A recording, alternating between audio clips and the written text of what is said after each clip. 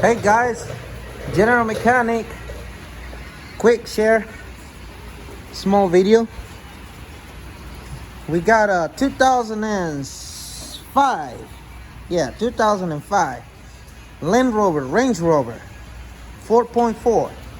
Customer brought it in for a really bad situation.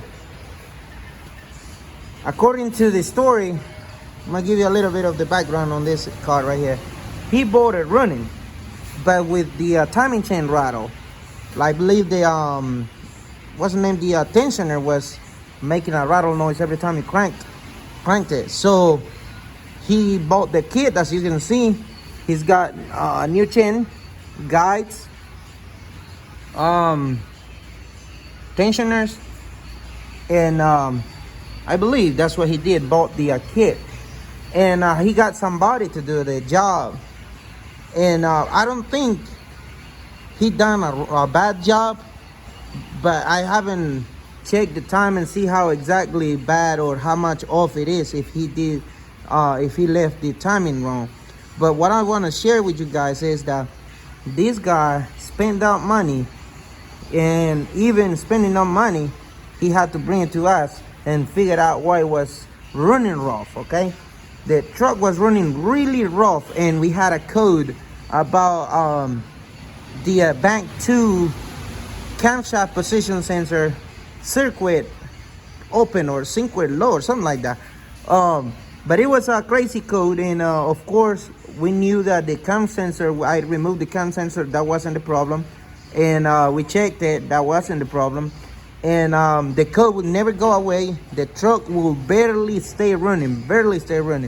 So this video is about sharing with you guys what we found, and not because I'm making the video that means I took it apart, but one of my guys did it, and he's put a little work into this thing. There's a lot of parts he took off, but look at this, guys. Look, you see the cam gear, or the signal gear, or whatever, however you want to call this thing.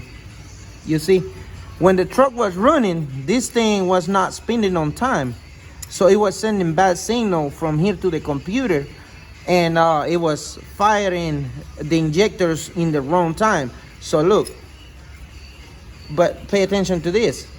You see this? You see the camshaft phaser nut is completely loose. I mean, look, this is the way it was, guys. That's why I decided to make a video and share it with you guys, and see what we found on this thing.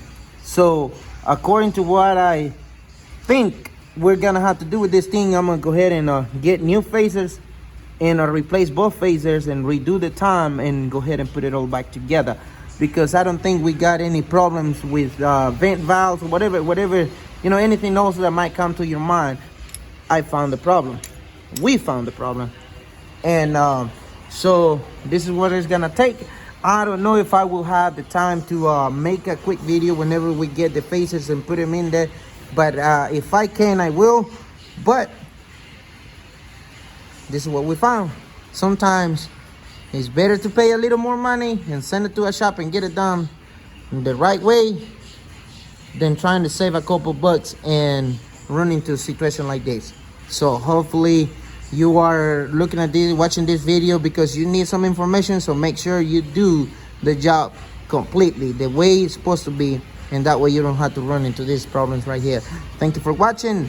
If you like the video, like it, subscribe, as we got more videos coming. Have a blessed day.